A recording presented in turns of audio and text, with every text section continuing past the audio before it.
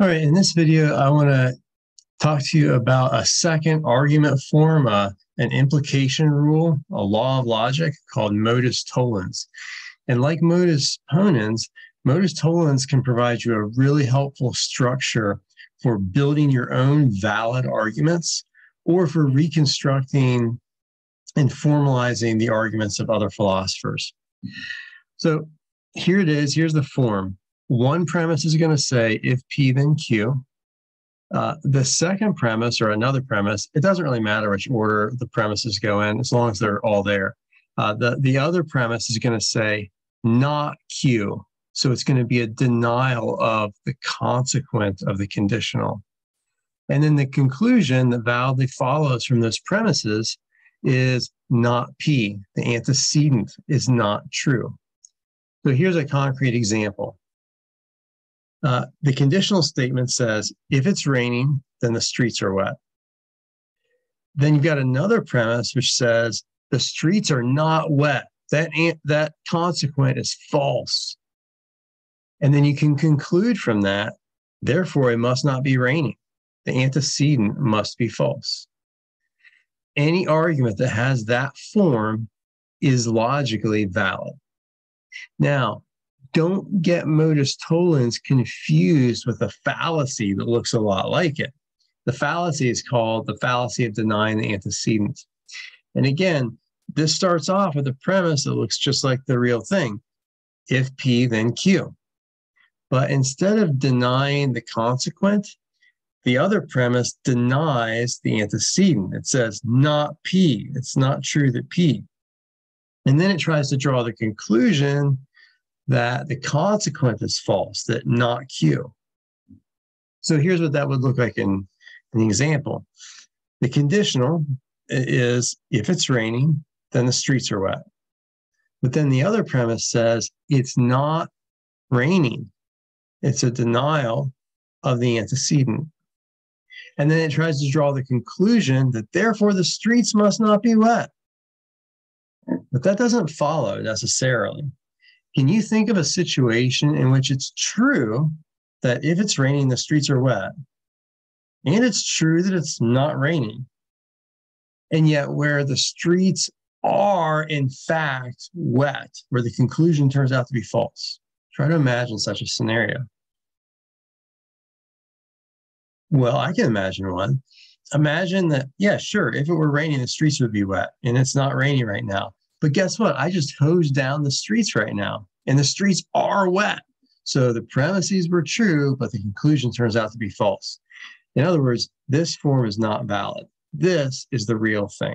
Modus Tollens. If P, then Q, not Q, therefore not P. Let's look at some other examples. Here's one from Sherlock Holmes. Now, this is what the argument looks like when it's stated in natural language that the author was not trying to formalize for you. And we'll see how we can reconstruct it as a modus tollens. So it says, a dog was kept in the stables, and yet, though someone had been in and had fetched out a horse, the dog had not barked. Obviously, the visitor was someone whom the dog knew well. Okay, let's start off by trying to figure out what's the conclusion of this argument supposed to be? What are they trying to persuade us of here? And the answer is, well, the conclusion that's being drawn is that the visitor was someone whom the dog knew well.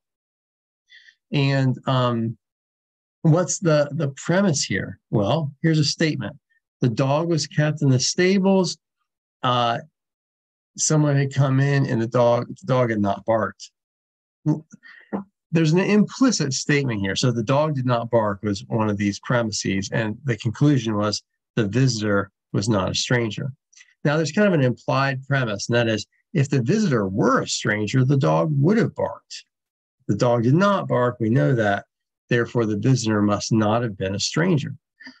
Well, look at the form of that. That's modus tollens. If the visitor were a stranger, then the dog would have barked. Q, if P, then Q. But it was false that the dog barked. The dog did not bark. therefore not P. The visitor was not a stranger. You can reconstruct that as a modus tollens argument. Just like that. Now, that's modus tollens. Like modus ponens, I want you to memorize it, learn it, love it, live it. We're going to be seeing it all semester long. Let me tell you just a couple other tips about conditional statements that will help you along the way, or it might help you as we try to translate natural language arguments into a more formalized forms. One tip is just about the difference between if and only if. If and only if. These mean two different things.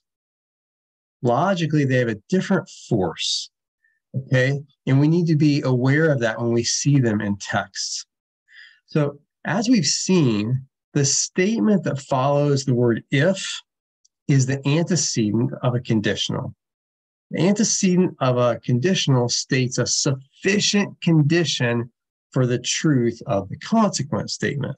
If that antecedent is true, then definitely the consequent follows. So if we have, here's how we'd symbolize it. If we've got this conditional, it might say Socrates is a man if he is a unicorn. So the if statement is he is a unicorn, you. If you, then M, then Socrates is a man. That's how we formalize that. Now, what if we added in, we changed it to Socrates is a man only if he is a unicorn? That means something different. The statement following only if is not the antecedent of a conditional. It's the consequent of a conditional. The other statement is the antecedent. In other words, the statement that follows an only if doesn't give you a sufficient condition for the truth of the consequent. It gives you a necessary condition for the truth of the consequent. So you would symbolize this statement not by saying if you, then M, but by saying if M, then you. Bottom line, look at the difference between these two. That's the idea. If you want to hear more about that and hear me walk through it more slowly, I've got a short video that I'll post on that as well. Bottom line, if and only if mean two different things, and they're going to switch the order of a conditional statement.